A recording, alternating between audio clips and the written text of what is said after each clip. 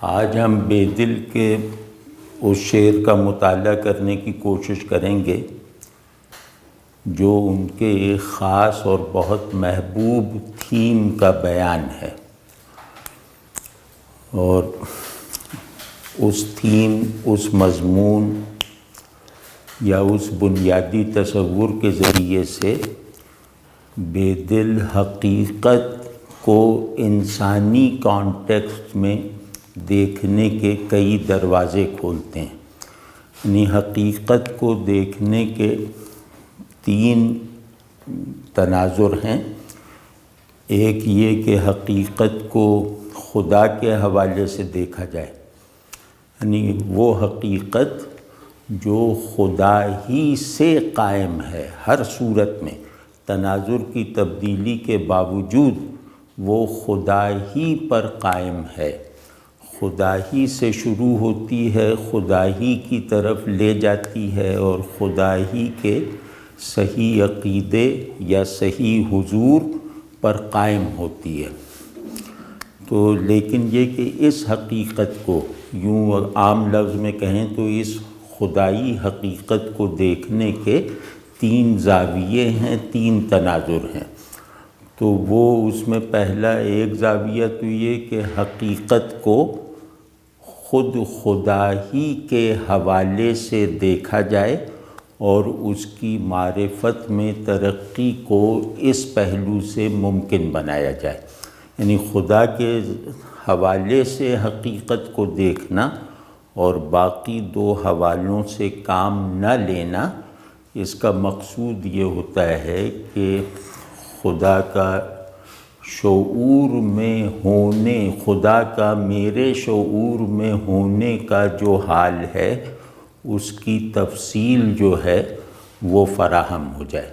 تو ٹھیک ہے نا، اگر مقصود یہ ہے کہ اللہ کی نسبتاً مفصل معرفت حاصل کی جائے تو حقیقت کو خدا ہی کے حوالے پر منحصر کر کے دیکھنا، تو حقیقت پر نظر کرنے سے اس حوالے سے خدا کے اسماء و صفات یا اس کی معرفت کے جو اجمالی اصول ہیں ان میں تفصیل کا رنگ پیدا ہو جاتا ہے۔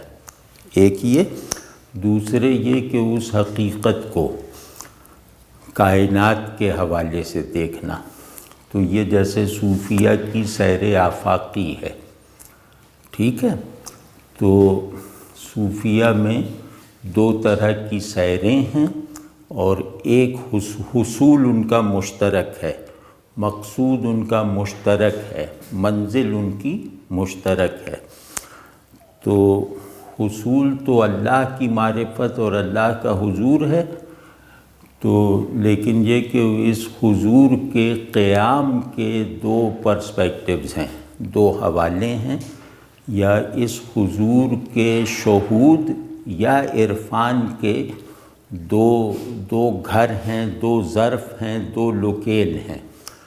تو اس میں یہ کہ حقیقت ظہور حق ہے، اگر اس ظہور حق کو شان وجودی کے ساتھ دیکھنا ہو تو اس کے لیے سیر آفاقی درکار ہے اور اس کے لیے کائنات کو حوالہ بنانا ہے۔ اور اگر اس حقیقت کا شعور میں ہونا، اس کی تحقیق مطلوب ہے، اس کی تفصیل درکار ہے، تو اس کے لیے ہے سیر انفسی، یعنی حقیقت کو، خدائی امر کو، خدا کے معرفت کے تمام اجمالات کے ظرف کو تفصیل دینے کی نیت سے انسان کو حوالہ بنانا۔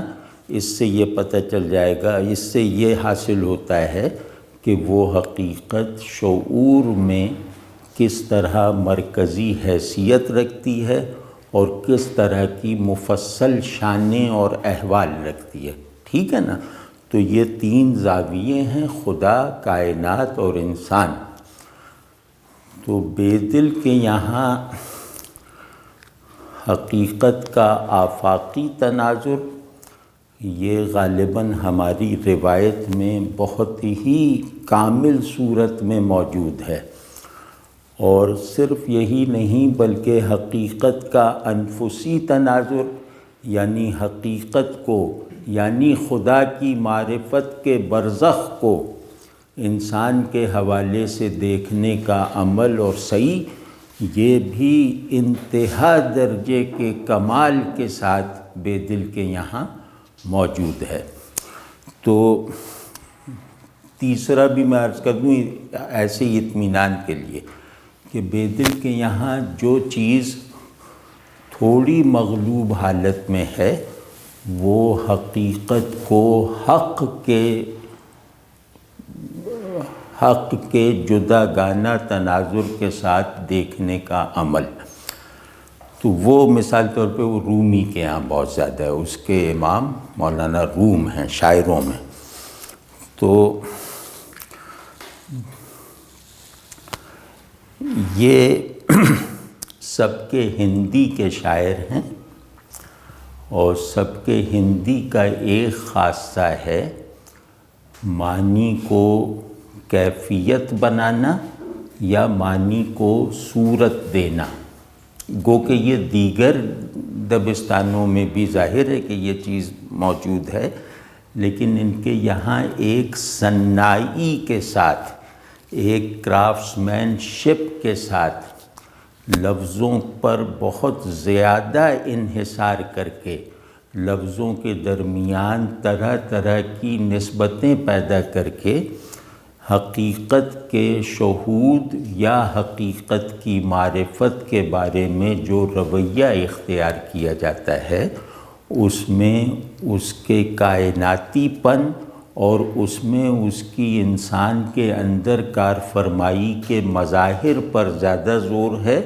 حقیقت کو خدا کے ساتھ نسبت دے کر اس کی پیور ٹرانسینڈنس کی طرف توجہ کم ہے، کیونکہ اس ٹرانسینڈنس کے بیان کے لیے لفظوں سے ایک دوسری طرح کا تعلق درکار ہوتا ہے، یعنی اس میں لفظوں سے آگے گزرنے کا عمل ضروری ہے۔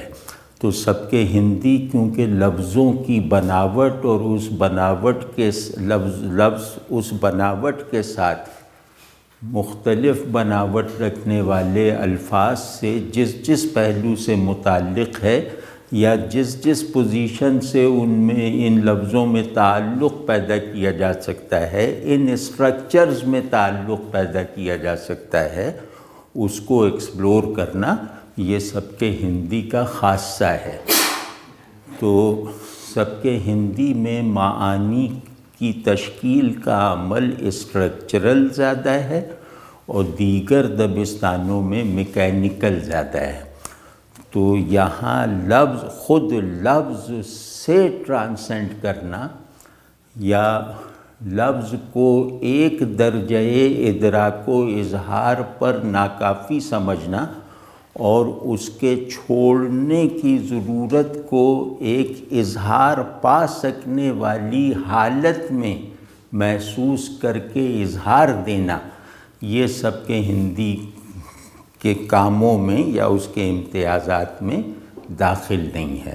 تو اسی وجہ سے مثال طور پہ سب کے ہندی حافظ کو نہیں پیدا کر سکتی، کیونکہ حافظ جو ہیں وہ معنی کی پیورٹی کو غیر لفظی فضا میں محسوس کروانے کا کارخانہ ہے، یا سب کے ہندی میں دیوان شمس نہیں لکھا جا سکتا کہ جہاں لفظوں کو ان کے منتہا پر پہنچا کر ان کا ناکافی ہونا باور کروا دینا، یہ اس دیوان کا خاصہ ہے۔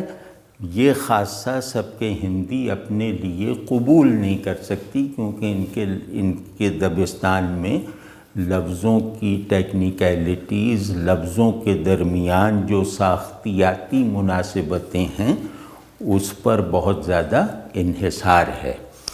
تو اس لیے بے دل کے یہاں ان معنوں میں عرفانی شاعری نہیں ہے جیسے کہ رومی کے یہاں ہے، صناعی کے یہاں ہے، جس سے اللہ کی ایک ممتاز جدا گانا مستغنی عن الغیر معرفت اپنی پیورٹی کے ساتھ اور اپنے احساس کی ایک یکسو صفائی کے ساتھ بیان ہوتی ہے۔ احساس کی یکسو صفائی کا مطلب یہ ہے کہ اس شعر سے جو احساسات منتقل ہوتے ہیں ان احساسات میں بھی بندے اور خدا کے درمیان کسی آبجیکٹ کی گنجائش نہیں ہے، کسی اور چیز کی محسوساتی پریزنس نہیں ہے، کسی اور شے کی محسوساتی کمک درکار نہیں ہے۔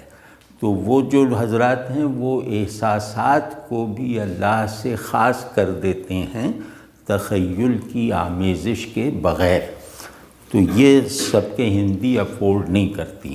تو یہ وجہ ہے کہ ایک خاص معنی میں بے دل عرفانی شاعر شاید نہ کہلا سکیں۔ تو اب جیسے یہ ہم جو شعر دیکھیں گے اس کا مضمون ہے عجز، یا جو بعض لوگ کہتے ہیں عجز، تو عجز جو ہے یہ بے دل کے یہاں میرا اندازہ ہے کہ سینکڑوں بار استعمال ہونے والا کلمہ ہے، اور بے دل اس لفظ سے انسان اور حقیقت کے بھی دو پہلو ہیں۔ ایک پہلو یہ ہے کہ اس حقیقت کو یہ کہا جا سکے کہ انسان کی حقیقت، اور دوسرا پہلو یہ ہے کہ وہ حقیقت اپنی ٹرانسینڈنس کے ساتھ، ٹھیک ہے نا، انسان سے خاص نہیں ہے لیکن انسان پر نافذ ہے۔ تو دونوں پہلوؤں سے عجز جو ہے وہ بے دل کے تصور انسان کو سمجھنے کے لیے، یا بے دل نے اپنے تصور انسان کو روایت حقیقت میں جس طرح بیان کیا ہے اس بیان کی تشکیل میں مرکزی کردار ادا کرنے والا لفظ ہے۔ تو باقی تفصیل شعر کے ضمن میں دیکھتے ہیں۔ کیونکہ انسان کے بارے میں اب ہماری تازہ ترین روایت میں ہم اقبال کے حوالے سے سوچنے کے عادی ہو چکے ہیں، مطلب خودی کا تصور اقبال نے ہمارا محاورہ بنانے میں کامیابی حاصل کی ہے۔ تو اگر ہم خودی کے حوالے سے، خودی کسے کہتے ہیں کہ انسان کی وہ حقیقت جو فعال ہے، تو اس حوالے سے اگر دیکھیں تو ہم یہ کہیں گے کہ یہ شعر بے دل کے تصور خودی کا ایک بیان ہے جو خودی کے ایک بنیاد کو ایکسپریس کر رہا ہے، ٹھیک ہے۔ تو شعر یہ ہے کہ بلند است آن قدر ہا آشیانِ عجز ما بے دل، کہ بے سیے شکستے بال و پر نتواں رسید انجا۔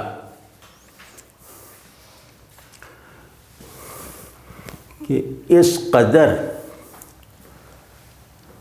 بلند ہے، اور آن قدر نہیں کہا، آن قدر ہا کہا ہے، یعنی اس کی بلندی کے درجات بھی غیر متناہی ہیں۔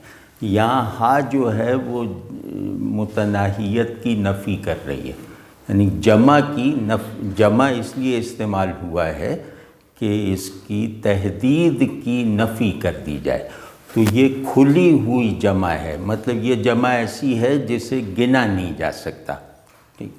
تو کہہ رہے ہیں کہ اس قدر غیر متناہی درجات بلندی رکھنے والا ہے میرے عجز کا ہمارے عجز کا آشیانہ، یعنی ہمارے عجز کا آشیانہ اے بے دل ایسی لامحدود تہ بر تہ بلندیاں رکھتا ہے کہ بے سیے شکستے بالوں پر نتواں رسید انجا، کہ یہاں بالوں پر کو توڑنے کا مجاہدہ اور کوشش کیے بغیر، کہ بالوں پر کو توڑ دینے کا مجاہدہ اور کوشش کیے بغیر یہاں تک پہنچا نہیں جا سکتا۔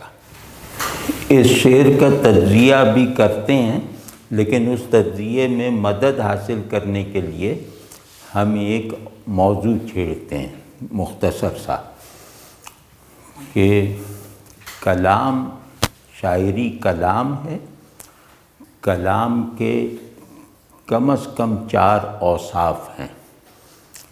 تو شاعری کے مختلف دبستان ان اوصاف میں سے کسی ایک دو کو ترجیح دے کر وجود میں آئے ہیں۔ تو کلام کے 4 اوصاف جو ہیں، اب یہ میں بالکل شاعرانہ شعریات میں کلام کے 4 اوصاف ہیں، اور وہ اوصاف یہ ہیں، یعنی نزاکت کلام، لطافت کلام،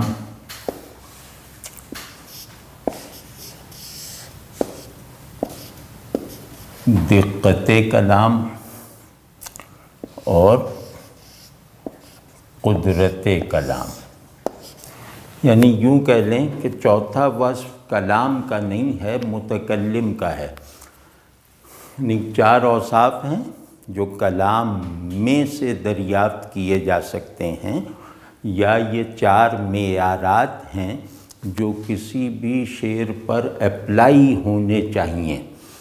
تو ان میں جو ہے وہ شاعروں میں تمیز اس وجہ سے پیدا ہوتی ہے کہ کوئی شاعر ان اوصاف میں سے کسی ایک دو کو اپنے کلام کی پہچان بناتا ہے۔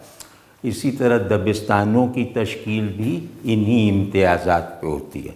تو اگر ہم کہیں تو یہ کہیں گے کہ یہ شاعر کے امتیازات ہیں، یہ شاعر کی مختلف خوبیاں ہیں کہ اس کے کلام میں یہ 4 پہلو جو ہیں وہ ایکسپریس ہوتے ہیں۔ بعض شعراء ایسے ہوتے ہیں کہ ان کے اظہار میں، لفظوں کے استعمال میں، اور ان کے تخیل یا احساس کی ساخت میں نزاکت کا غلبہ ہوتا ہے، اور اسی طرح باقی کو گن لیں کہ کسی پہ کسی کا غلبہ ہوگا، یعنی لفظوں کے استعمال، احساس کی بناوٹ، تخیل کی ساخت پر، جو یہ ظاہر کرتی ہے کہ ان کا اپنا تصور لفظ و معنی کیا ہے، اور اس تصور لفظ و معنی کو اچھی طرح وجود میں لانے کے لیے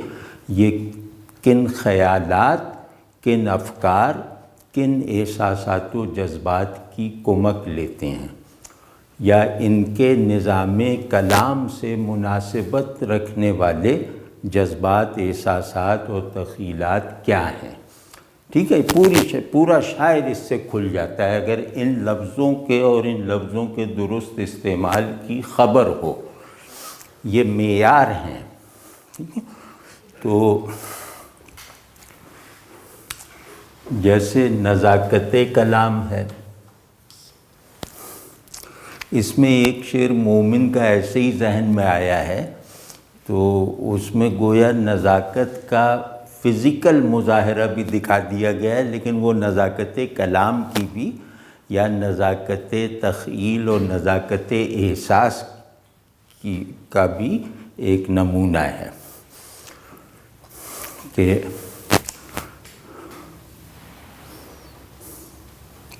جوں نکہت گل جنبش ہے جی کا نکل جانا، جوں نکہت گل جنبش ہے جی کا نکل جانا، اے باد صبا میری کروٹ تو بدل جانا۔ اب اس میں نزاکت فزیکل بھی ہو گئی، لیکن بہرحال یہ نزاکت خیال، نزاکت احساس اور نزاکت کلام تینوں کا ایک عمدہ نمونہ ہے۔ یا میر کا ایک شعر ہے جس میں نزاکت، میر ایک ایسے شاعر ہیں جن کے بارے میں یہ کہا جا سکتا ہے کہ ان کے کلام میں یہ چاروں عناصر بدلتے ہوئے توازن کے ساتھ حد کمال کو پہنچے ہوئے نظر آتے ہیں۔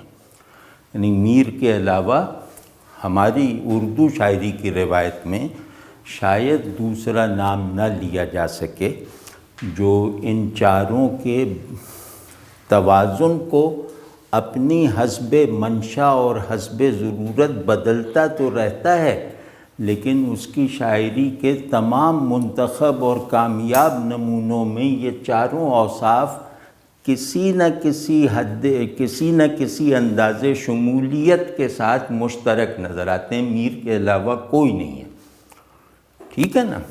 تو یا حافظ، فارسی میں حافظ ہیں اس کے امام، ٹھیک ہے نا، کہ وہ چاروں میں ان چاروں اوصاف کا جیسا اظہار حافظ کی شاعری میں ہوا ہے وہ ان میں سے ایک کو اپنی شناخت بنا لینے والے کسی بھی شاعر سے بڑھ کر ہے۔ یعنی اگر نزاکت کلام میں فرض کیا قاآنی بہت بڑا ہے تو حافظ کے یہاں قاآنی کے یہاں نزاکت کل ہے، حافظ کے یہاں وہی نزاکت جز ہے، لیکن حافظ کے یہاں جزو نزاکت قاآنی وغیرہ کے کل نزاکت سے زیادہ ہے۔ جیسے میر کا ایک شعر ہے کہ جب نسیم سحر ادھر جا ہے، ایک سناہٹا گزر جا ہے۔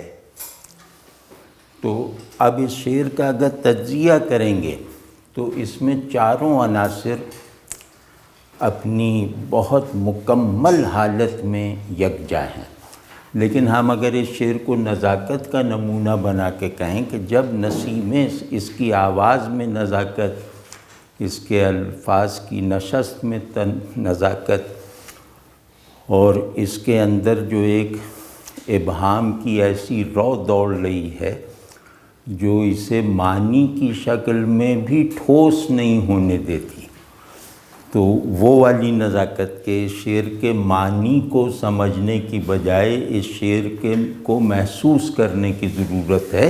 اگر اس کو تم محسوس کر لو گے تو تمہارے احساسات میں گہرائی اور رفعت پیدا ہو جائے گی، اس کو محسوس کرنے کی کوشش ہی سے، ٹھیک ہے نا؟ اس کی تخیلی ساخت کو اگر دیکھو گے تو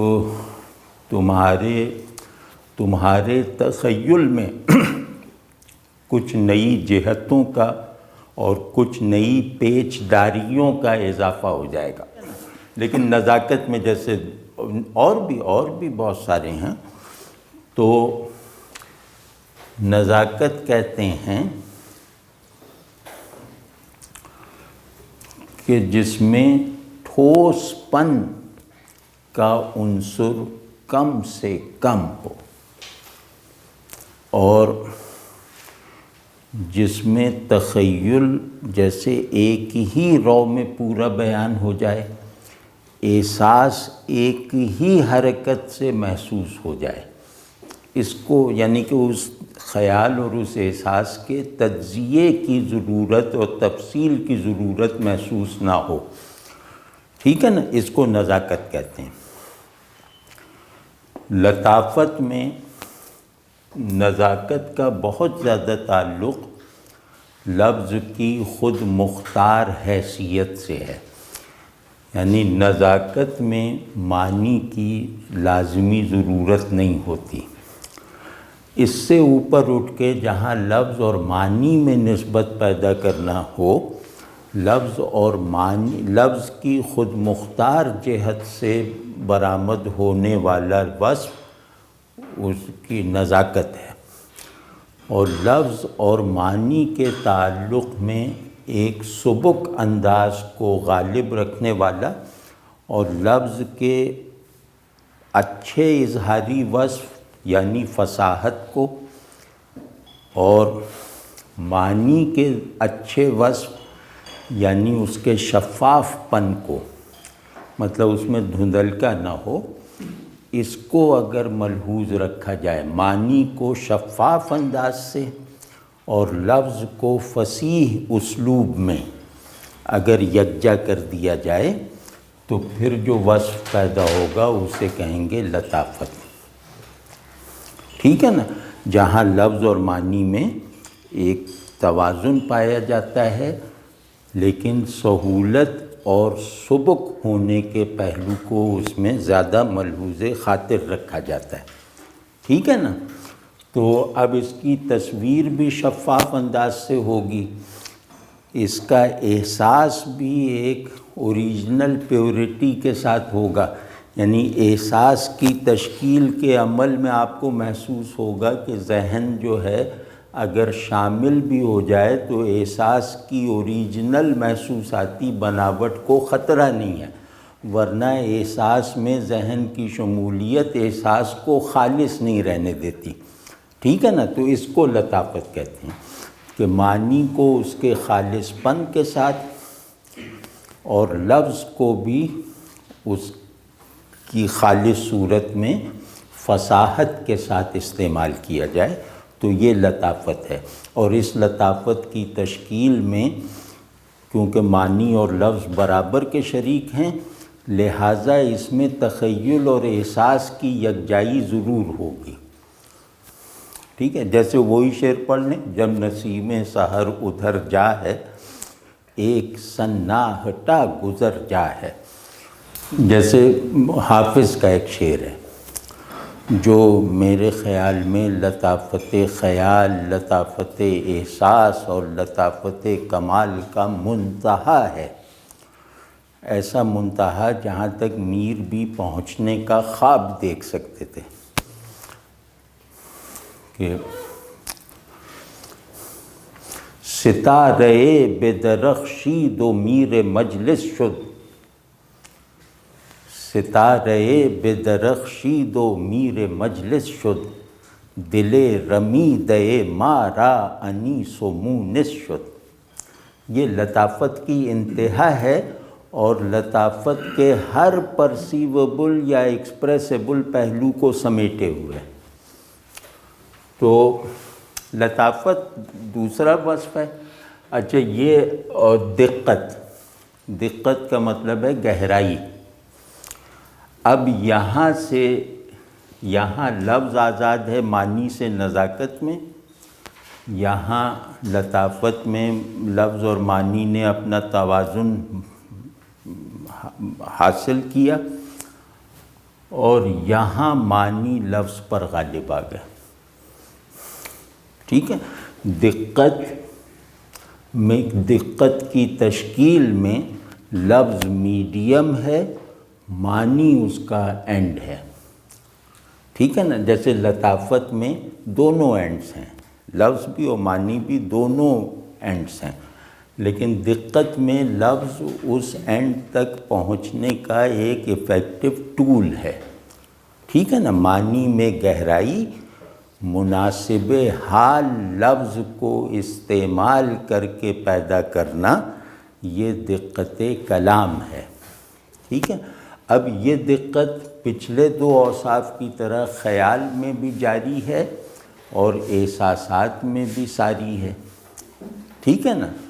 تو مطلب معنی کی تشکیل بھی گہرائی اور پیشداری کے ساتھ ہوتی ہے، غور کرنے سے یعنی تخلیقی ذہن کے فوکس کرنے سے وہ گہرائیاں ایکسپلور ہوتی ہیں. ٹھیک ہے نا؟ پہلے حلے میں نہیں پتہ چلتا. ٹھیک ہے؟ اور اسی طرح لفظ کے استعمال میں کوئی ایسی ندرت ہوتی ہے جس ندرت کو تأمل کر کے ذرا سا ٹھہر کر اپنے علم لفظ کو بہتر بنا کر حاصل کیا جا سکتا ہے. ٹھیک ہے نا؟ یعنی معنی کے بارے میں بھی آپ کو کوالیفائیڈ ہونا چاہیے، لفظ کے معاملے میں بھی، تب آپ کلام میں دقت کے عناصر کو گریسپ کر سکیں گے. اب جیسے اس میں دقت کا ایک سناتا ہوں.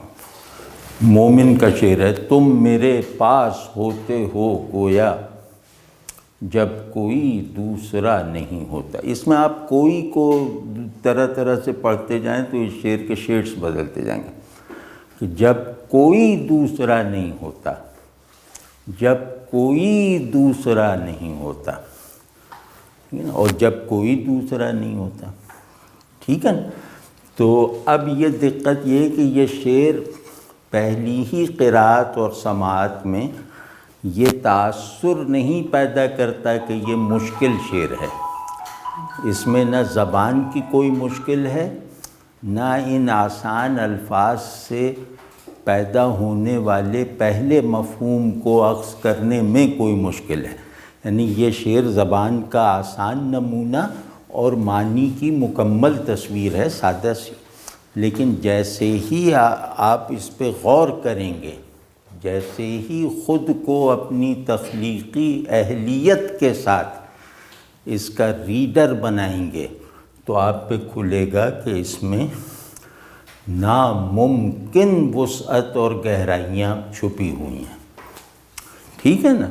تو یہاں دقت سے ہی شعر کا ایک وصف پیدا ہوتا ہے، اس کو کہتے ہیں سہل ممتنع، کہ بات سننے میں آسان لگے لیکن ویسی بات کرنے کی کوشش کی جائے تو ناممکن لگے، ٹھیک ہے نا۔ تو یہ جو تین ہیں یہ کلام کے اجزاء ہیں، کلام کے اوصاف ہیں۔ یہ متکلم پر ہے، یہ اس کی اساس قدرت کی متکلم پر ہے، کہ ہم یہ نہیں کہہ سکتے کہ شعر میں قدرت کا یہ عنصر ہے، ہم یہ کہیں گے کہ شاعر قدرت کلام رکھتا ہے۔ یعنی قدرت ایک ایسا وصف ہے جو کلام سے ظاہر ہوتا ہے لیکن کلام کا کانٹینٹ نہیں ہے، جبکہ پچھلے تین جو عناصر ہیں یہ کلام کا کانٹینٹ ہیں، ٹھیک ہے نا۔ تو قدرت تو آسان لفظ ہے، قدرت کلام، کہ پہلا مطلب ہے کہ جو چاہے وہ کہہ دینے کی صلاحیت، جس بات کو جیسا اور جتنا کہنا چاہو ویسا کہہ سکو تو تم قادر ہو۔ اور دوسرے یہ ہے کہ لفظ اور معنی پر ایک خلاقانہ تصرف، کہ شعر سے یہ معلوم ہو کہ شاعر لفظ پر بھی حکومت کر رہا ہے اور معنی کی تشکیل میں بھی متصرف ہے، جیسے لگتا ہے ارادی طور پر تصرف کر رہا ہے۔ یعنی قدرت کلام آمد نہیں ہے، قدرت کلام سکل ہے۔ تو جو بڑا شاعر جو ہے وہ اپنے ارادے کو بھی غیر حاضر نہیں رکھتا اپنے شعر کی تخلیق میں۔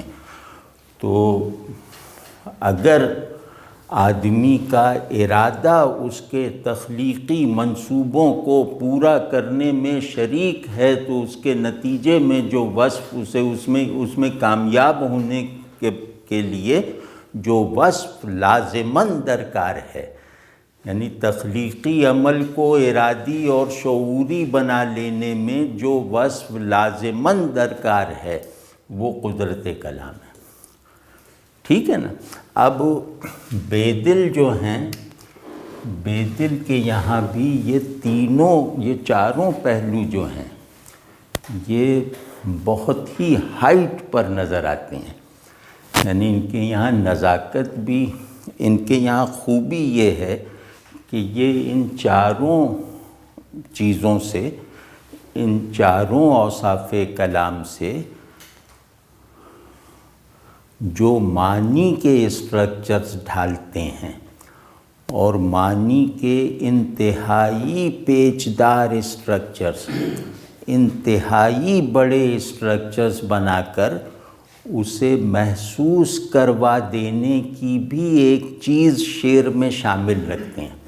تو بے دل کے یہاں معانی صرف ذہن کو مخاطب کرنے والی چیزیں رہ جانے کی بجائے وہ احساسات کے ساتھ بھی ایک مناسبت پیدا کرتی ہیں۔ یہ بے دل کا ایسا کمال ہے جس میں کم لوگ ان کی برابری کا وہم کر سکتے ہوں، ٹھیک ہے۔ یعنی کہ یہ بہت مجرد، بہت میٹافزیکلائزڈ معانی میں محسوس ہونے کا کوئی راستہ دکھا دیتے ہیں، ٹھیک ہے نا۔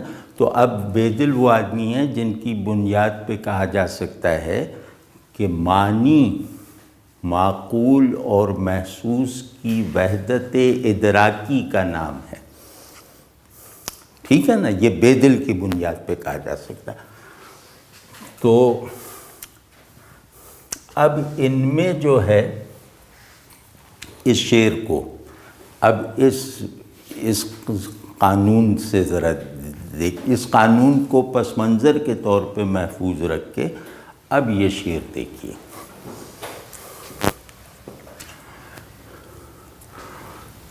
کہ عاجزی ہماری حقیقت ہے۔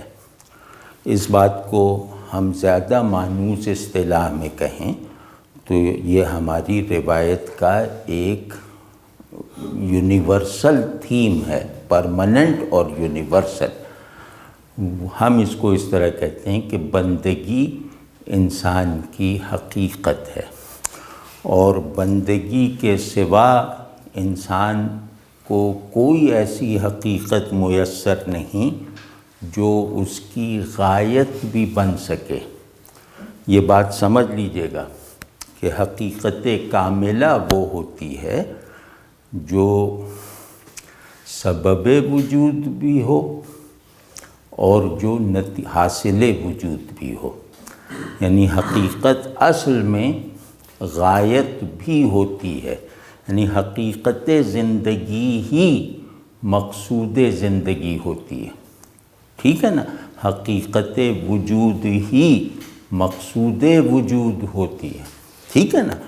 تو حقیقت اور غایت کی یکجائی کے بغیر حقیقت اور اس سے منسوب مظاہر کے تعلق کو سمجھنا محال ہے، یعنی وجود اپنے اوریجن، اس کا جو اوریجن ہے وہ حقیقت ہے، وجود کے جو غیر متغیر احوال اور شرائط ہیں وہ اس کی حقیقت کا زیادہ کامل اور اندرونی اظہار ہیں، اور وجود جو ہے وہ اپنی تکمیل کے جس تصور کو اپنی اساس حرکت بناتا ہے وہ اس کی غایت ہے۔ وجود حرکت کا نام ہے، حرکت کا پہلا نقطہ حقیقت اصطلاحی ہے، اور حقیقت میں حرکت سے بننے والی جو لکیر ہے، جو خط ہے، وہ اس کی حالت وجود ہے جس میں تسلسل ہے، کوئی رخنہ نہیں، جس میں آفاقیت ہے، کوئی انفرادیت نہیں، ٹھیک ہے نا۔ اور پھر وہ لکیر جس نقطے پر ختم ہوتی ہے وہ اس کی غایت ہے، ٹھیک ہے۔ تو یہ دو جو نقطے ہیں یہ تعداد میں دو ہیں، فی الاصل ایک ہی نقطہ ہے، ایک نقطہ جو آغاز میں لگا ہوا ہے وہی نقطہ اس خط کا انجام ہے، اس خط کی تکمیل ہے، ٹھیک ہے نا۔ تو حقیقت اور غایت کے ان دو اعتباری پولز کے درمیان جو اسپین ہے، اس اسپین کو اپنی پہلے نقطے اور آخری نقطے سے ہم آہنگ رکھنا، اس حرکت کو اپنے مبدا اور اپنے مرجع سے مربوط رکھنا، یہ ذمہ داری ہے، یہ وجود کا بنیادی حال ہے۔ اگر وجود اپنے بنیادی احوال میں اپنے ان دو پولز کے ساتھ ایک ہم آہنگی اور ایک مسلسل ربط اور ایک مسلسل انجذاب کی حالت نہیں رکھتا تو وہ وجود آتھینٹک نہیں ہے، وہ وجود ہونا کوالیفائی نہیں کرتا، وہ لا یعنی حرکت ہے یا حرکت موہوم ہے، حرکت موجود نہیں، ٹھیک ہے۔ بے دل اس پوری بات کے ایک جہان اظہار کے خالق ہیں، اس پوری بات کو جس طرح اور جن اسالیب اور جیسے جیسے معانی کے ساتھ بے دل نے باندھا ہے وہ غالباً رومی کے سوا کہیں نظر نہ آئے۔ تو اس بات کو بالکل سہل کر کے کہیں تو ہم کہیں گے کہ ہم بندگی سے اٹھے ہیں، بندگی تک پہنچیں گے، اس اٹھنے اور پہنچنے کے تصور کو اپنا حال، اپنا مدار عمل، اپنا محور احساس و خیال بنا کر. اب یہ بات آسان ہے نا، پوری ہے، تو یہی بات ہے. تو اب یہ عز بندگی ہے نا، مطلب یہ تکلف سے معنی تو نہیں، عز کا مطلب ہی بندگی ہے. ٹھیک، تو اب یہ کہہ یہ رہے ہیں. اب ہاں، اس شعر کو دیکھنے کھولنے کے دو زاویے ہو سکتے ہیں. یعنی یہ شعر ایک بہت بڑے خزانے پر لگا ہوا قفل ہے. اس قفل کی دو کنجیاں ہیں، ایک فلسفے کے ہاتھ میں ہیں اور ایک دین کے ہاتھ میں ہے. یعنی ہم اس شعر کا تجزیہ فلسفیانہ بھی کریں گے، اور اس شعر کے تجزیے کا بنیادی سامان اپنی دینی روایت اور اس روایت کی ذہن میں ہونے والی فلاورنگ کے نتیجے میں پیدا ہونے والے تصورات سے کریں گے.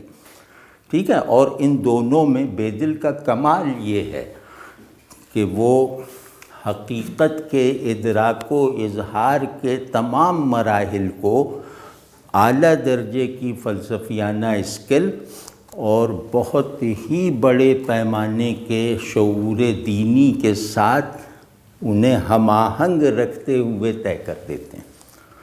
ٹھیک ہے نا، یعنی عقل کو، شعور بندگی کو احوال بندگی کے ساتھ ساتھ لے کر چلتے ہیں. اس بات کا مطلب یہ ہوا.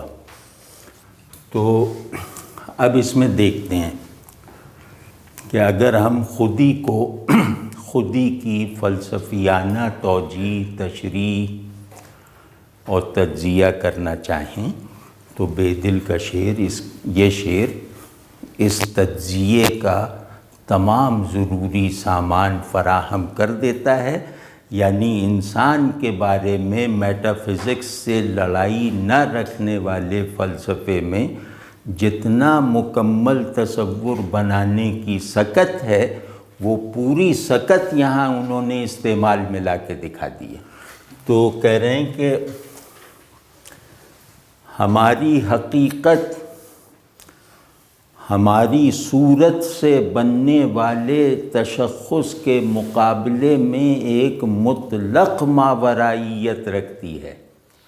یعنی ہمارا جو فارمل تشخص ہے وہ حال کی بنیاد پر ہے، اور ہمارا آئیڈیل تشخص اس مستقبل میں ہے جس مستقبل تک پہنچنے کی کوئی ضمانت اس نظام زمانی کو حاصل نہیں ہے، اس نظام زمانی میں موجود نہیں ہے. یعنی زمانے سے ماوراء مستقبل میں ہماری حقیقت موجود ہے، ہمارا حقیقی تشخص موجود ہے.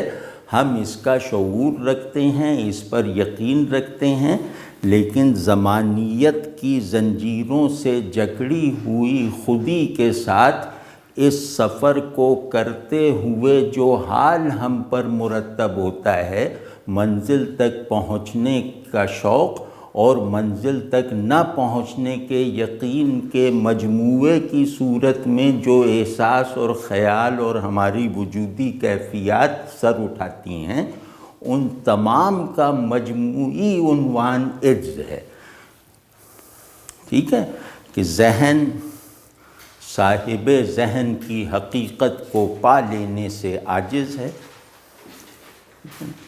قلب مطلوب تشخص کے احوال کو اپنے اندر راسخ کر لینے سے قاصر ہے.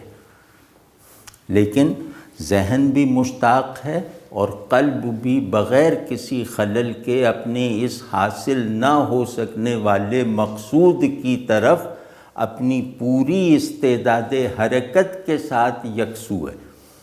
یہ اس حال کا عنوان عجز ہے. تو دوسری بات،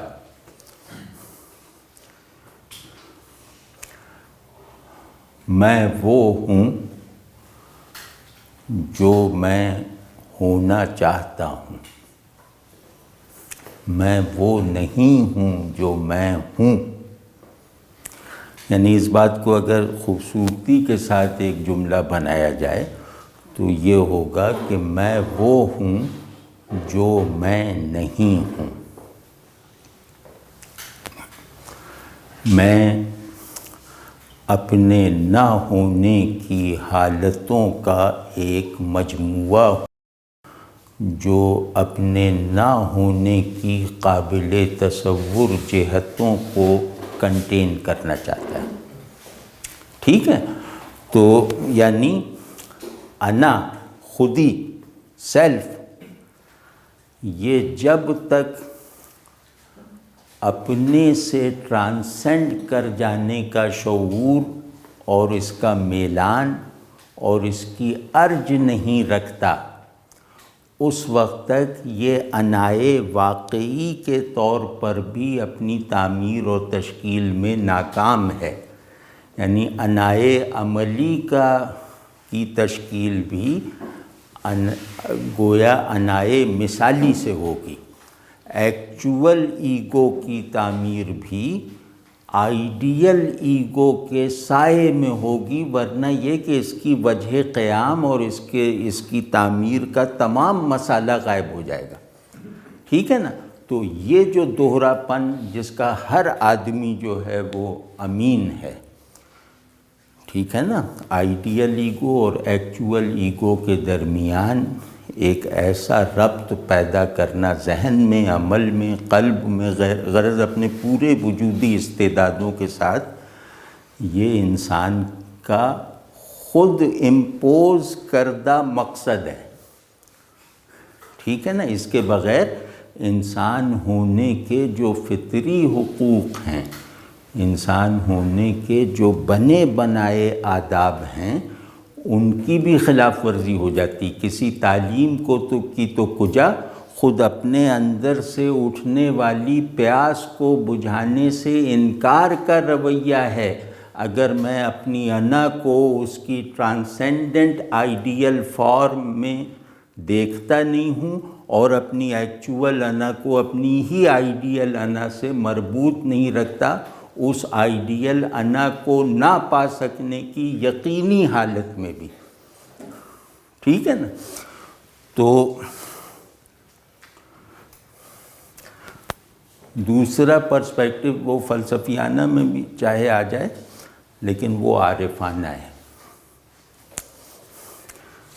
کہ تشکیل انا کا مزاج فنائے انا کا ہے۔ یعنی اپنی خودی کو مسلسل مسمار کرتے رہنے کے بغیر خودی کی تعمیر کا عمل جاری نہیں رہ سکتا۔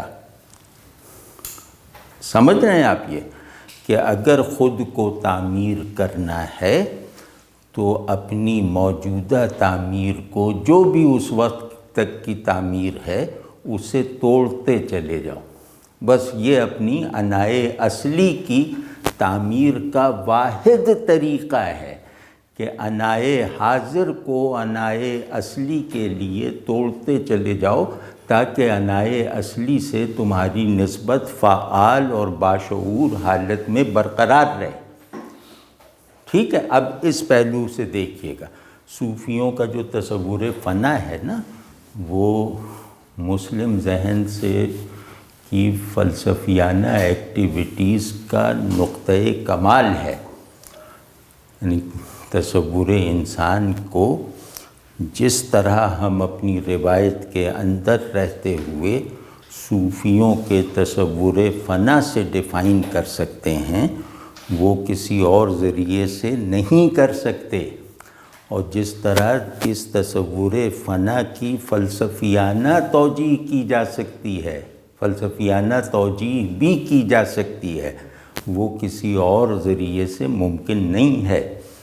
ٹھیک ہے نا؟ اور جس طرح سے آدمی کا ریئل ہونا اپنے حقیقی سیاق و سباق کے ساتھ صوفی تصور فنا میں نظر آتا ہے، وہ کسی اور ڈسکورس میں نہیں ہے۔ واضح ہے نا؟ لیکن اس کو اس حد تک رکھیں کہ یہ مسلم ذہن کی روایت میں بننے والا ایک عالی شان تخیل ہے، جس سے انسان اپنی مانی ہوئی حقیقت یعنی بندگی کے ساتھ مناسبت پیدا کرنے اور اسے بڑھاتے رہنے کے لائق ہو جاتا ہے۔ تو اب یہ دیکھیے، یہ دو بتائے ہیں نا، اور تیسرا ہم آخر میں عرض کریں گے کہ ہمارے عجز کہتے ہیں، عجز میں صرف مجبوری نہیں ہے، عجز جبر اور خلا کا مجموعہ ہے۔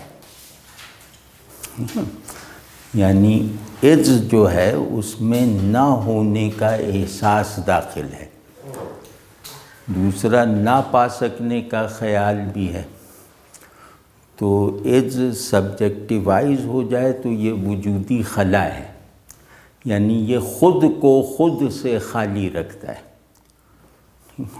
اور اگر اس کی ایکسٹیریئرائزڈ فارم کو دیکھا جائے تو یہ بے بسی ہے، مجبوری ہے، جو معروف معنی ہے کہ جہاں امکان معطل ہو جائے وہاں عجز بیرونی ہے، عملی ہے، اور جہاں تصور معطل ہو جائے وہاں عجز اندرونی ہے اور انفسی ہے اور خلا ہے۔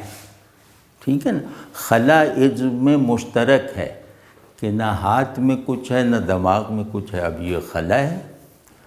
تو عاجز آدمی کون ہوتا ہے؟ جو یہ کہے کہ چیز ہاتھ میں آنا تو دور کی بات ہے، وہ دماغ کی پکڑ میں بھی نہیں آ رہی، وہ قلب کے دائرے میں بھی نہیں آ رہی، اب یہ عاجز ہے نا۔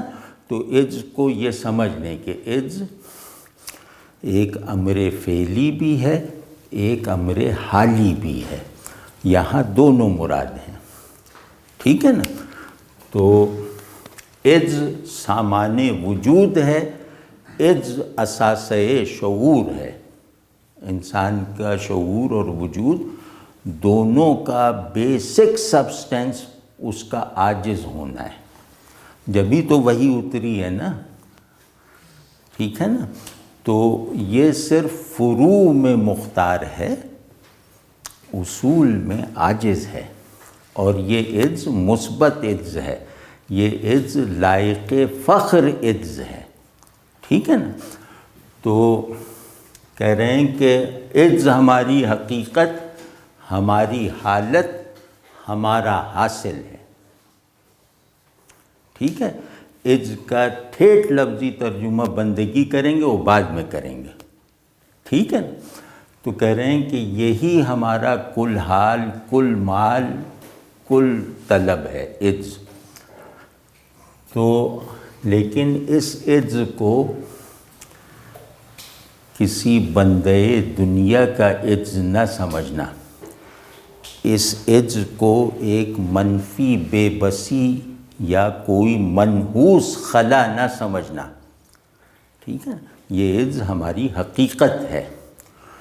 تو یہ عجز ایک شکوہ، ایک مرتبہ، ایک عظمت رکھتا ہے۔ یہ عجز نہ ہوتا تو ہم گر پڑتے، اس عجز نے ہمیں کھڑا کیا ہوا ہے۔ ٹھیک ہے نا؟ تو کہہ رہے ہیں کہ ہمارے عجز کا، میں عجز کو عجز ہی کہوں گا کیونکہ تفصیل ہو گئی، کہ ہمارے عجز کا ٹھکانہ، ابھی یہ کھولیں گے تو کمال ہے کہ ہمارے عجز کا ٹھکانہ جس شجر حقیقت پر ہے وہ اتنا بلند ہے کہ اس کی بلندی کو بلندی ناپنے والے تمام ذرائع باری باری استعمال کر کے بھی نہیں ناپا جا سکتا۔ آن قدر ہا کہ جس بلندی کی خارجی تحدید بھی ممکن نہیں ہے اور اس کی ذہنی تحدید بھی ممکن نہیں ہے۔ ہاں میں یہ دونوں لا دیں کہ نہ اس کو انفس میں ناپا جا سکتا ہے، نہ آفاق میں ناپا جا سکتا ہے۔ ٹھیک ہے نا؟ اور اس بلندی کے تہ بر تہ وہ ہیں مراحل جو کبھی مکمل نہیں ہوتے۔ تو انسان اپنی حقیقت میں فعال ہے کیونکہ مطلق نہیں ہے۔ خدا کے ساتھ حقیقت کی نسبت جو ہے وہ اطلاق کی شان کی وجہ سے وہ جیسے بالکل ٹھہری ہوئی ہے، کیونکہ اس میں حرکت کی اسپیس ہی نہیں ہے، ٹھیک ہے نا۔ تو کہہ رہے ہیں کہ ہمارے عز کا گھونسلہ اس قدر بلند در بلند در بلند ہے کہ اس تک پہنچنے کے لیے وہ وسائل کام میں نہیں لائے جا سکتے جو اس کائنات اسفل میں سمجھی جانے والی بلندیوں کو سر کرنے کے لیے استعمال ہوتے ہیں۔ سمجھیں نا؟ تو یہاں تو بلندی بھی جو ہے وہ پستی کے دائرے میں ہے، پستی کا دائرہ بہت بڑا ہے، تو اس دائرے کے نیچے کے نقطے سے اوپر کے نقطے کے درمیانی فاصلے کو ہم بلندیاں کہتے ہیں، ٹھیک ہے نا۔ تو یہاں تو بلندی کی تعمیر بھی گراوٹ کے گارے سے ہوئی ہے، تو اس کو پہاڑ کی بلندی کی طرح سر نہیں کیا جا سکتا، سمجھیں نا، کیونکہ پہاڑ کی بلندی بھی پستی کو بھلانے کا ایک واہمہ ہے، یعنی کہ پستی کے احساس میں در آنے والا ایک عارضی وقفہ ہے کہ یار اتنے پست بھی نہیں، یہاں ہمالیہ بھی ہے، تو ایک عارضی سی تسکین ہے۔ تو کہتے ہیں یہ آشیان عاجزی اتنا اونچا اتنا اونچا اتنا اونچا ہے کہ اس کو اپنے بالوں پر توڑے بغیر، مطلب اپنے بالوں پر توڑنے کی مسلسل کوششیں کیے بغیر اس بلندی تک پہنچا نہیں جا سکتا۔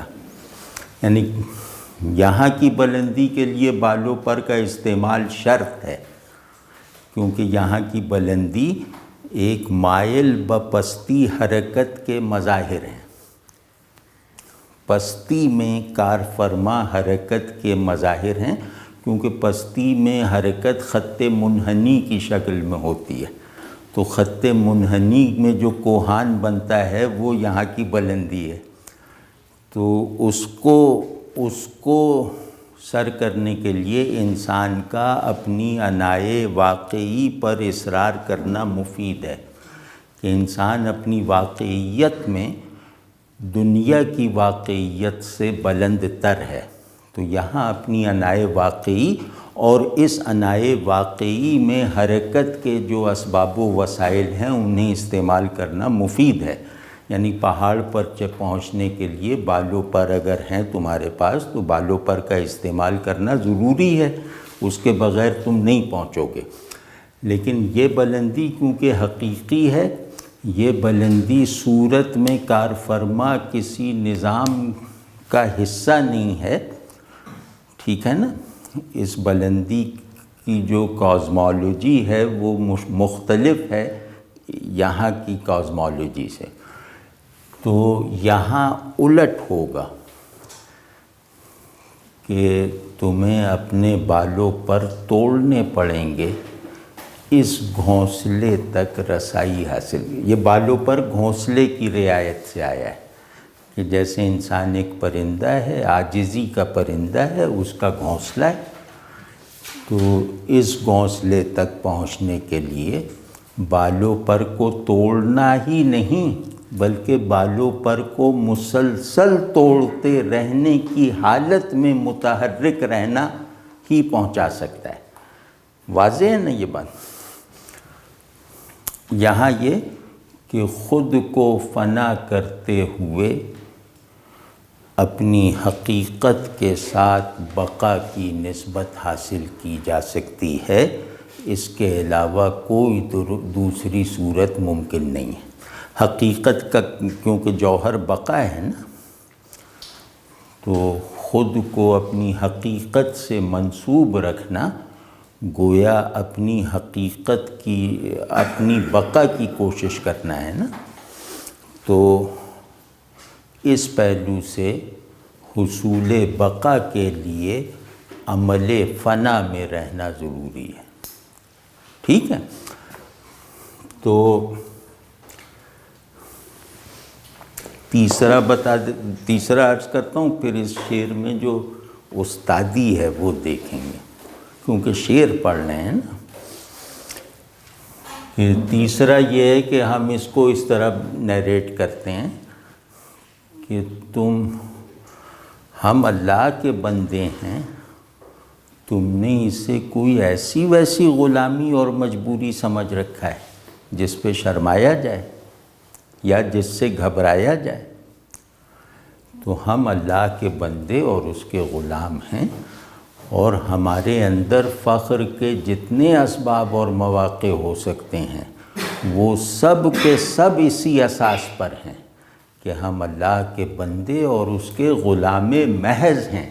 یعنی اپنے اس فخر کو بڑھانے میں، اپنی غلامی میں شدت مزید پیدا کرتے چلے جانا ضروری ہے. یعنی اللہ کے حضور میں گرتے رہنے کے جاری عمل کو اپنی پرواز کا ذریعہ بنانا، یہ انسان کی سب سے بڑی وجودی ذمہ داری ہے. ٹھیک ہے نا. تو آپ کہہ رہے ہیں کہ اللہ کے حضور میں جھکا رہنے والوں کا گھر ایسے درخت قرب پر واقع ہے.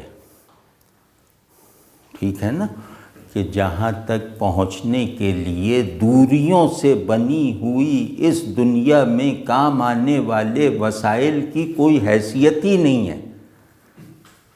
ٹھیک ہے. تو کہتے ہیں کہ اس ہماری بندگی کے عاشیاں تک پہنچنے کے لیے ضروری ہے کہ آدمی مرضی حق کے آگے اپنی خواہشات فنا کرے، احکام حق کے آگے اپنے ارادے کو نابود کرے، اور مطلب معارف حق کے آگے اپنے ذہن کی خود مختاری کے وہم کا شافی علاج کرے. ٹھیک ہے نا. حق میں ہے، تو جب تک تم میں ہونے کے دعوے سے نہیں نکلو گے اس وقت تک اس انیت حقیقی کو نہیں پہنچ سکتے جس کی عملی نسبت، جس کی فعلی نسبت تمہیں اس وقت میسر آتی ہے جب تم اپنی صورت کے در و بست کو توڑ کر اپنی حقیقت کے جوہر تک پہنچتے ہو. تو نفس مطمئنہ کسے کہتے ہیں؟ نفس مطمئنہ اسی کہتے ہیں نا کہ تو اپنا انکار کر کے آیا ہے، میں تجھے اپنے غیبی اقرار کو شہودی اقرار بننا سکھا دوں. ٹھیک ہے نا.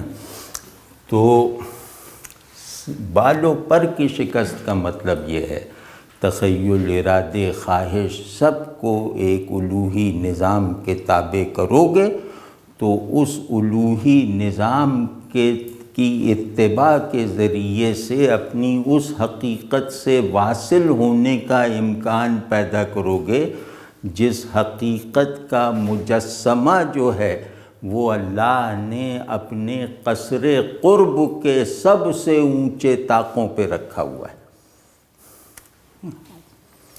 تو یہ مطلب اس کو آپ اس کو طرح طرح سے کہتے جائیں. تو اب اس میں جو فنی خوبیاں ہیں نا، جس کی بنیاد پر یہ کلام دقت کا بہت بڑا مظہر ہے، وہ ایک تو جیسے میں نے عرض کیا کہ قدر قدر کہہ دیتے تو کافی تھا نا کہ اس قدر بلند ہے، بلکہ اس قدر. تو لیکن یہ اس میں جمع کا صیغہ استعمال کر لیا، وہ میں نے عرض کر دیا کہ اس بلندی کی تہیں ہیں اور غیر محدود. دوسرا اسی لفظ میں ایک اور کمال دکھایا ہے بے دل نے، وہ ہے کہ اس کو این قدر کہہ دیتے تو کیا حرج تھا. ابھی دیکھیے گا کہ کیا کمال دکھایا ہے. یعنی بس مطلب یہ عجیب طرح کا کمال ہے کہ اس کو این قدر کیوں نہیں کہا، آ قدر کیوں کہا؟ جب ہم کہتے ہیں نا کہ یہ ان دو چیزوں میں یہ چیز اس درجہ مختلف ہے، یہ تھوڑی کہتے ہیں کہ اس درجہ مختلف ہے۔ آ تو وہ ہے نا، این یہ ہے، آ اس کے لیے ہے، این اس کے لیے ہے، تو این قدر ہا کیوں نہیں کہا؟ آ کہہ کر اس کی بلندی پہ دلالت کی ہے، ٹھیک ہے نا؟ اور اسی سے جڑا ہوا یہاں انجا کہا ہے، حالانکہ یہاں عام ذہن کے مطابق آ جا ہونا چاہیے نا، وہ تو ہے ہی نہیں ہماری دسترس میں، جو جگہ ہماری دسترس میں نہیں ہے وہ آ جا ہے، انجا تھوڑی ہے۔ انجا تو وہ ہے کہ جہاں ہم ہیں، ٹھیک ہے نا؟ یہاں ان کا لفظ استعمال کیا، وہ اشارہ استعمال کیا، وہاں آ کا اشارہ استعمال کیا، اس میں ایک بھید ہے۔ وہ تو میں نے عرض کر دیا کہ وہاں آ اس کی بلندی کے اس بات اور تاکید کے لیے، یہاں ان جو ہے یہ تیقن کے لیے ہے، کلیت کے لیے ہے، آفاقیت کے لیے ہے۔ یعنی جب ہم کسی کو کہیں کہ یہ صرف ایک ہے، اس کا غیر نہیں ہے، یعنی کہ وحدت مرتکز اور وحدت عام، اس کو بیان کرنے کے لیے یہ کہا جائے گا، وہ نہیں کہا جائے گا، کیونکہ وہ جو ہے وہ اس میں وہ تحکم، وہ اطلاق اور کلیت نہیں ہے جو ان میں ہے کہ یہ قانون ہستی ہے، ٹھیک ہے؟ یہ ایک تو اس پہلو سے انجا کہا۔ اچھا، اصل پہلو تو یہ کہ ردیف ہے، وہ تو انجا ہی کہنا تھا، لیکن اس میں محاسن کیا ہیں؟ تو بیدل کے ہاں اس طرح کی اس آنجا بھی ہے تو یہ اس غزل میں ڈال دیتے جہاں ردیف آنجا ہے، تو انجا کہا۔ دوسرا جو اس کا پہلو ہے وہ تعلی کا ہے، وہ یہ ہے کہ جو جگہ تمہارے لیے آنجا ہے وہ جگہ ہمارے لیے انجا ہے، یعنی ہم اس جگہ کے مکین ہیں، تمہیں اس جگہ آنے کی دعوت دے رہے ہیں۔ تو ایک تعلی کا پہلو، اور وہ اس شعر سے واضح ہے، آشیانے عز ما بے دل، یعنی ہمارے عز کا آشیانہ، یعنی ہم اس آشیانے میں بود و باش رکھتے ہیں، جبھی تو کہہ رہے ہیں نا کہ آشیانے عز ما، ورنہ تو صرف اتنا کہہ دیتے آشیانے عز اتنا بلند ہے، لیکن اسے اپنی طرف نسبت دے دی نا، تو اس کا مطلب ہے کہ میں تو اس گھونسلے کا مکین ہوں، تم لوگ ابھی زمین پہ کیڑوں کی طرح رینگ رہے ہو، تو تم میں شوق پیدا کرنے کے لیے یہ سب، تمہیں بیدار کرنے کے لیے یہ کہہ رہا ہوں، ٹھیک ہے نا؟ تو یہ، اور آشیانے عز،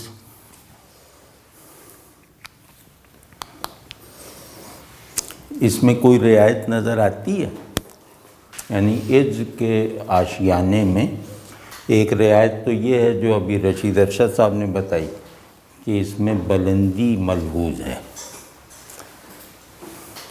تو آشیانہ کیونکہ پیڑ کی اونچائی پر ہوتا ہے نا، تو اس میں بلندی کا عنصر ڈالنے کے لیے آشیاں استعمال کیا، یہ بالکل صحیح توجیہ ہے۔ ایک اس میں اور پہلو بھی ہے،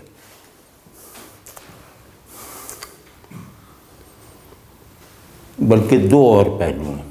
ایک فنی پہلو یہ کہ اس میں شجر کو بلند نہیں کہا، شجر کو محذوف رکھتے ہوئے اس کی بلندی بیان کر دی، کہ عز کا تعلق جس شجر سے ہے، جس بلندی سے ہے، وہ اتنی بلند ہے، یعنی عز کی رسائی دکھائیے، آشیاں کہہ کے عز کا مقام اقامت دکھانے سے بڑھ کر اس کی رسائی کی حد دکھائی ہے کہ یہ شجر حقیقت کی بھی اونچی پھننگ پہ بنا ہوا آشیانہ ہے، ٹھیک ہے نا؟ لیکن یہ بات وہی ہے جو انہوں نے کہی کہ اس میں بلندی کا اعتبار غالب رکھنا ہے۔ تیسری اس کی ایک توجیہ ہے جو ذرا تخلیقی انداز سے لسانیاتی ہے کہ از تھکن کو بھی کہتے ہیں اور از آرام کو بھی کہتے ہیں۔ یعنی تھکن میں ایک تو تھکن کا پہلو ہے اور دوسرے رخ سے اس میں آرام کی جہت بھی ہے۔ تو کہتے ہیں کہ ہماری جائے آرام، یعنی ہمیں جو ہم سے کشمکش، ہمارا جو اپنے ساتھ کشمکش کا ماحول تھا، اپنے دائرے میں، اپنے تنگ دائرے میں تگ و دو کرنے کے نتیجے میں جو تھکن ہمیں حاصل ہوئی، اس تھکن نے اس دائرے کو توڑا ہے، ہماری کوشش نے نہیں توڑا۔ ٹھیک ہے نا؟ ہم ہستی کے اس پست دائرے کے قیدی تھے جس دائرے کو ٹوٹنے کا سامان ہماری تھکن سے میسر آیا، ہماری کوشش سے نہیں۔ ٹھیک ہے؟ تو عز کو ذرا سا آرام کے معنی میں لے کے دیکھیے کہ ہمیں اپنے عارضی تشخص سے نکل کر جو مستقر انا فراہم ہوا ہے، جو آرام گاہ فراہم ہوئی ہے، وہ آرام گاہ اتنی بلند ہے کہ تمہارا جہان تگ و دو اس کے سامنے حشرات الارض کے رینگنے کی جگہ سے زیادہ کچھ نہیں ہے۔ ٹھیک ہے نا؟ اور چوتھا پہلو یہ کہ آشیانہ پرندے کا ہوتا ہے نا، تو دو وجہوں سے کہ نیچے بالوں پر ہے، تو بالوں پر کی رعایت سے عز میں ایک پرندہ پن پیدا کرنا تھا، تو آشیاں کے لفظ سے یہ بالوں پر جسٹیفائی ہو گئے۔ اور دوسرا یہ کہ پرندوں میں ایک بلندی کی طرف ارج پائی جاتی ہے نا، پرندہ بلندی سے مانوس ہوتا ہے، تو عز کا لغوی مادہ گراوٹ ہے، تو کہتے ہیں ہماری وہ گراوٹ نہیں ہے، ہماری یہ گراوٹ بلندی کے سبسٹنس کے ساتھ ہے۔ تو گویا بلندی سے خود کو مطابق کرنے کے لیے انہوں نے آشیان، بالوں پر کی ترکیبیں استعمال کیں، اور ان دونوں ترکیبوں کو جو بلندی کے استعارے ہیں ایک لحاظ سے، یہ استعارہ قریب ہے، دوسرا استعارہ بعید ہے، ان دونوں استعاروں کو ایک کیریکٹر میں کھپا دیا، وہ ہے عز۔ تو اس سے بھی ایک پیراڈاکسیکل انداز پیدا ہو گیا، اور دوسرے ایک واضح دلالت ہاتھ آ گئی کہ یہ انسان کو فضائے حقیقت میں رہنے والا، اپنی بندگی سے کانشس اور وفادار پرندہ بتا رہے ہیں۔ تو یہ ہو گیا نا، مطلب آپ جس طرح اس شعر کی مختلف اینگل سے آپ اس کی تشریح کر رہے تھے، میرے ذہن میں یہ سوال پیدا ہوا کہ جب شاعر اپنی یعنی تخلیقی انداز میں اس پہ کسی شعر کی آمد ہوتی ہے، یا یہ آمد اس پہ انکانشس کی طرف سے ہوتی ہے، اور پھر وہ اس کو الفاظ کا جامع پہنا دیتے، تو مطلب مجھے ایسے لگا کہ ہو سکتا ہے کہ یعنی آپ نے جس طرح مختلف اینگل سے اس کو ایکسپلین کیا ہے، ہو سکتا ہے کہ شاید کا یہ مطلب ہو ہی نہ، مطلب یعنی آپ نے ہو سکتا ہے کہ بہت سی چیزیں اپنی طرف سے اس میں وہ ڈالی ہیں، تو کیا ہم یہ کہہ سکتے ہیں کہ کیا یہ جائز ہے کہ ہم یعنی یہ ایسے معنی بھی اس شعر میں ڈالنے کی گنجائش پیدا کریں جو کہ شاید کا مطلب ہی نہ ہو؟ یہ ضروری ہے، شعر پڑھنے کا جو فن ہے نا، شعر کی تشریح کا، اس میں اس بات سے کوئی غرض نہیں رکھی جاتی کہ شاعر خود کیا سمجھتا ہے، اس کے کئی واقعات بھی ہیں۔ تو شاعری وہ ٹیکسٹ ہے جس کا قاری کچھ مصنف کے ساتھ ایک ضروری مناسبت رکھنے کا تو پابند ہے کہ وہ مصنف کو اس کی روایت سے نہ نکالے، لیکن اس کے بعد وہ آزاد ہے۔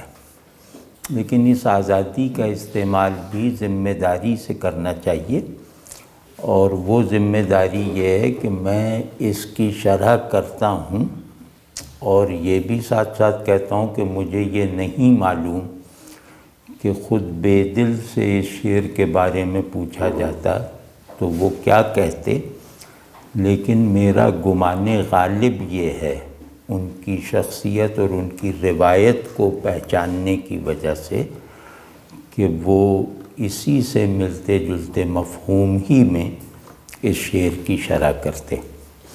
تو قاری کی آزادی اس حد تک بہت ہے کہ وہ یہ کہے کہ میرا گمان یہ ہے کہ شاعر یہ کہہ رہا ہے، کیونکہ شاعری اپنے فہم میں تیقن نہیں رکھتی، اور یہی اس کی خوبصورتی ہے، کیونکہ شاعری کلام ہدایت نہیں ہے، شاعری کوئی نظام ابلاغ نہیں ہے نثر کی طرح، ٹھیک ہے نا۔ شاعری جو ہے وہ نقل احساسات و خیالات ہے، تو ایک تخیل دوسرے تخیل میں اپنے نتائج کو منتقل کرے، تو وصول کرنے والے تخیل میں بننے والی صورتیں لازماً اوریجنل تخیل میں بننے والی صورتوں سے مختلف ہوں گی، لیکن بس احساس یہ رکھنا چاہیے، خیال یہ رکھنا چاہیے کہ ان صورتوں میں تضاد نہ ہو، یعنی یہ نہ ہو کہ شعر تو حمد کا کہہ رہا ہے، ہم اسے دہریت بنا دیں، ٹھیک ہے نا۔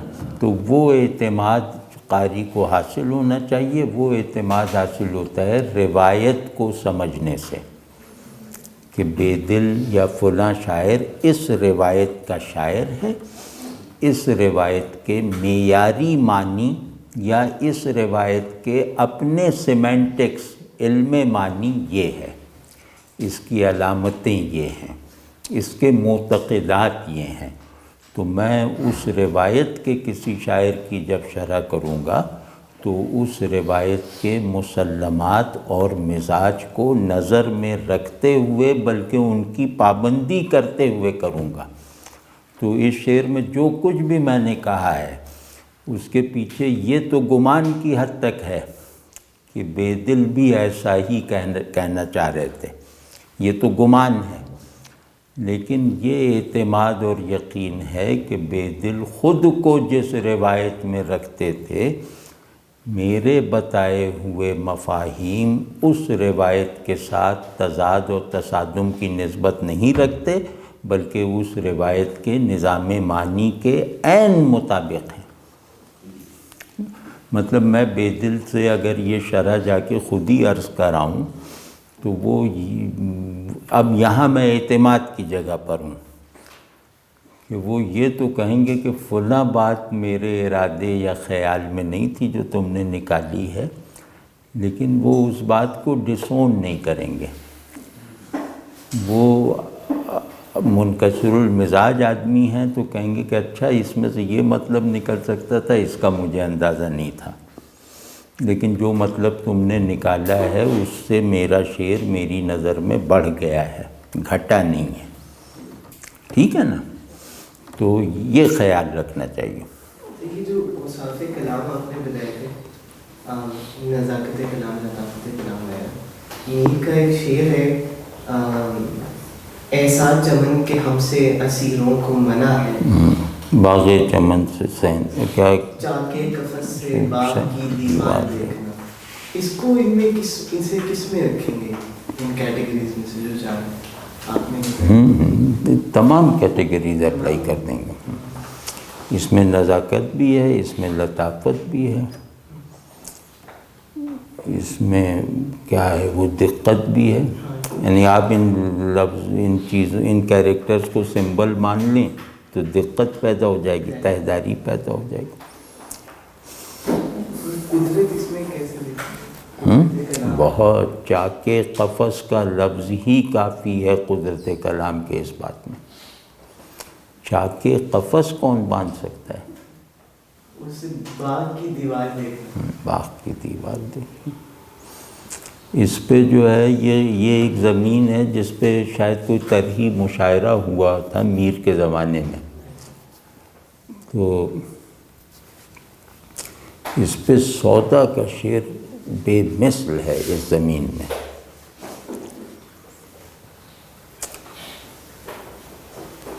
اس پہ فیض کا بھی ایک مصرع بہت اچھا ہے، بلکہ ابھی عرض کرتا ہوں۔ سودا کا جو شعر ہے نا، کہتے تھے ہم نہ دیکھ سکیں روز ہجر کو، اب یہاں کو کا لفظ تھوڑا سا اکھڑا سا معلوم ہوتا ہے، لیکن اس میں قدرت کلام ہے۔ کہتے تھے ہم نہ دیکھ سکیں روز ہجر کو، پر جو خدا دکھائے سو ناچار دیکھنا۔ تو فیض کا جو مصرع اچھا ہے، ہم آ گئے تو گرمی بازار دیکھنا۔ تو وہ اس پہ ہمارے استاد سلیم احمد نے بھی ایک طرحی نشست کی تھی، ہم سب کو یہ مصرع دیا تھا، تو اس پہ 10-15 شاعروں نے شعر کہے، تو اس میں ایک تو اپنے استاد کا شعر مجھے یاد ہے، ایک اپنا۔ سلیم احمد نے فرمایا کہ یاراں ہم اہل عشق ہیں، ہم پر حرام ہے، یاراں ہم اہل عشق ہیں، ہم پر حرام ہے، فرق حساب اند کو بسیار دیکھنا۔ اور میرا جو شعر تھا کہ کیا ہے، دلی تو دیکھ لی ہے کرو دل کی سیر بھی، نہیں، دلی تو دیکھ لی ہے کرو دل کی سیر، اب اس شہر کے بھی کوچہ و بازار دیکھنا۔